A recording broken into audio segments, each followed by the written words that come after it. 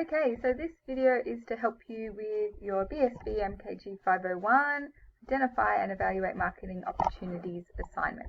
So we're just going to go through task 1 in this video, but we may as well do the setting up sort of stuff too. So please put your name here, your full name, first and last name. Your student ID is the number you use to log in to CASID, so it's that C number with the 6 numbers afterwards, and then your group here is your school. That should be your school. This should be your name, and the date should really be the date that you start the assignment.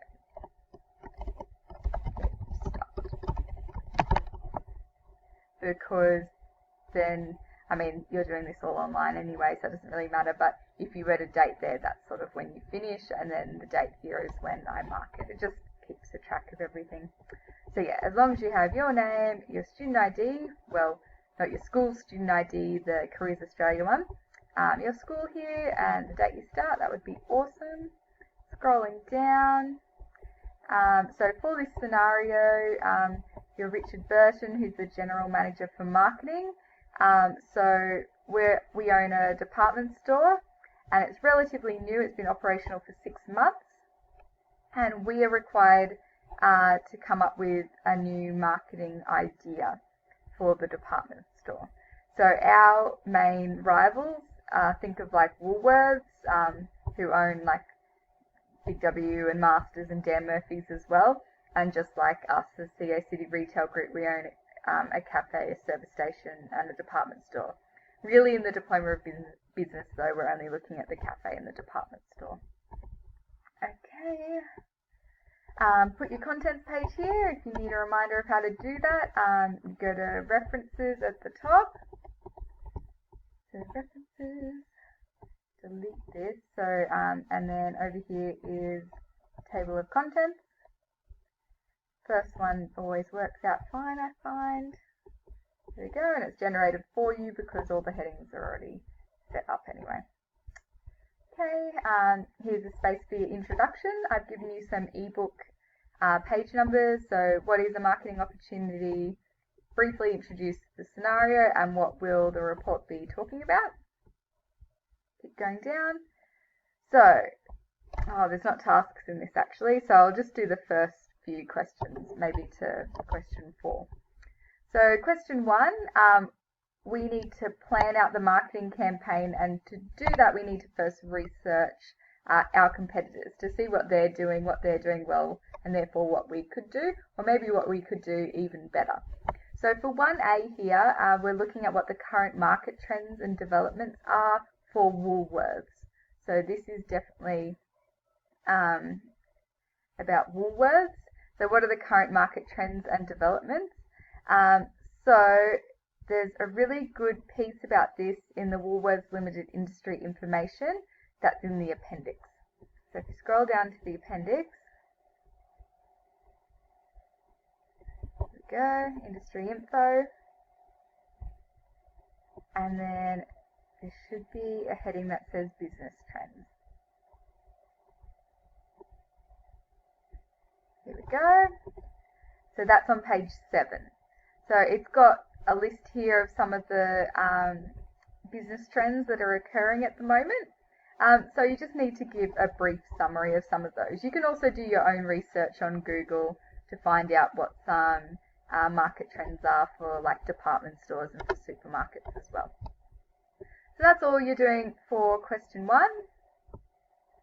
Just summarising. So it's a minimum of 100 words, so it's not that much.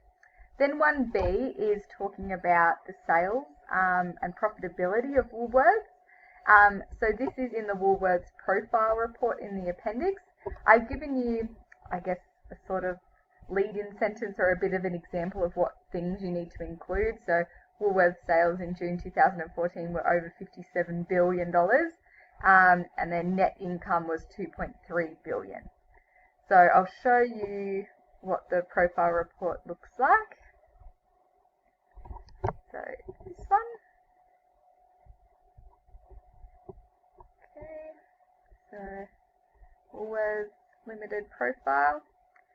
Now, there's a lot of pages that don't apply at all, so we'll keep scrolling.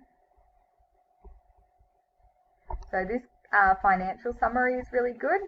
This is giving us their sales for 2014. So as I said, I gave you in the notes, it was 57 billion. Financial reports always have it in millions, but 57,380 is 57 billion. This was a sales growth of 7% from the year before. You could say something about that.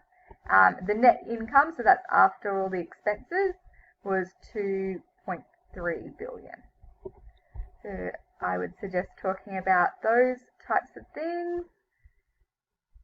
Keep going. Another good one to look at is this historical financials.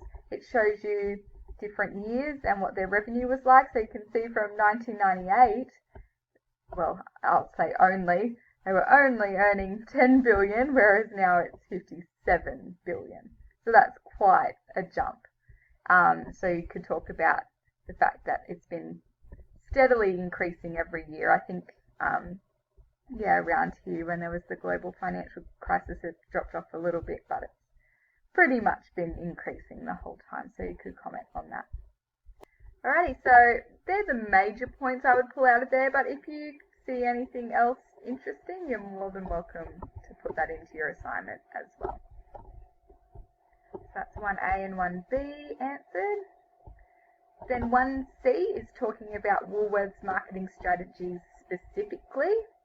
So this is in the first report we looked at, the industry info one. So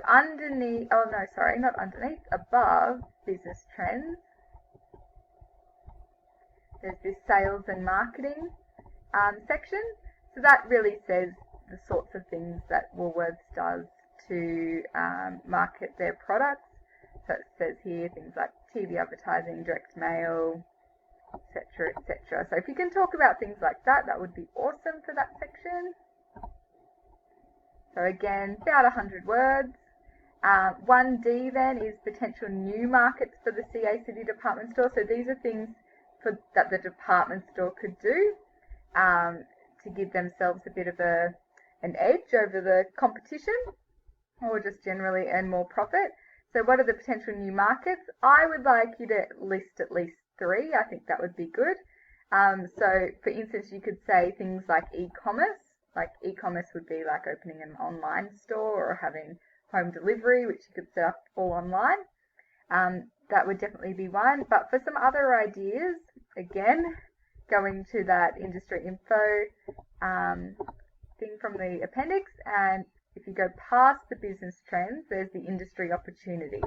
So these are some opportunities that the department store could look into. So health and wellness, so you could open a gym, you could bring in more healthy foods, bring in an organic range, prepared foods like microwave meals, loyalty programs and discounts, non-food sales. So maybe in our department store, as well as having food, maybe we could bring out our own makeup line or our own, outdoor fishing and camping line, something like that. I've already said food delivery, I think. So anything like that.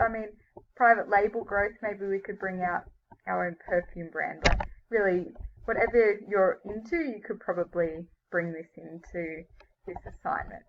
Okay, so that's 1D. And that's only 50 words. So you're really just mentioning some potential new markets for the department store and why they're a good idea. Then on to question 2. This time we're looking at Costco instead of Woolworths. So for 2A, this is the statistics. So instead of looking at Woolworths, this time we're looking at Costco's profile report. So going down to the templates, this one here.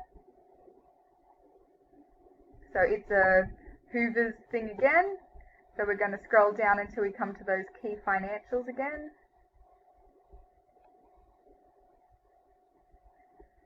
Lots of scrolling. Here we go. So their 2014 sales was $112 billion, which was a 7% growth from last year, and that gives them a $2 billion net income after expenses. And then you might want to look at their historical financials as well, wherever they are. Here we go, historical financials, and compare those as well.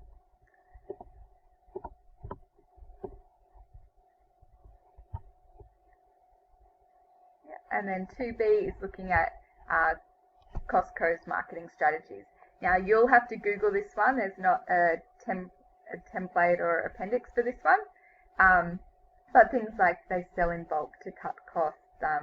They have memberships for customers, so they pay $60. So that's how they keep prices low. It's in a big warehouse, etc. So I'm sure you'll be able to find heaps on the internet for that. Just remember to reference down the bottom. Okay, question 3 then is talking about the benefits of these new markets. So the ones you talked about in 1D. So 3A, you need to give 2 reasons why it would be good for your business to enter these potential markets. So 2 reasons each. So I wanted you to talk about 3, so you should have at least 6 reasons why it's a good idea. 3B is talking about how they're innovative and creative. So I've given you an example here about e-commerce. So if you were talking about opening an online store, this is adapting to the growing trend of customers purchasing goods online. So depending on what you've talked about, you need to say how it's being innovative and creative and aligning with, I guess, people's, the trends and what people are doing at the moment. Then 3C, applying innovative approaches. So what could you do then? Like that's similar to Woolworths and Costco. So what could the CACD department store do? So it has examples here, running advertising in different languages, technologies, so like self-serve checkouts, online stores, considering trends. So for example, bringing in an organic range. Then question 4 is you choosing 3 specific marketing opportunities that you're into. So you need to stick to these 3 opportunities throughout the rest of your assignment. So you're basically just saying which ones are a good idea from what you've researched so far. So I've got an example here. One marketing opportunity could be opening an online store. This would suit our target audience as people are working longer hours and often don't have time to go into a store. An online store offers convenience to customers, and then the goods can be delivered directly to the customers. So I would like you to do that for 2 other opportunities, or you don't even have to use the online store if you don't want to. You can choose 3 other ones. Alright, I'll leave it there for this, this screencast, and I will do the rest soon. Thanks.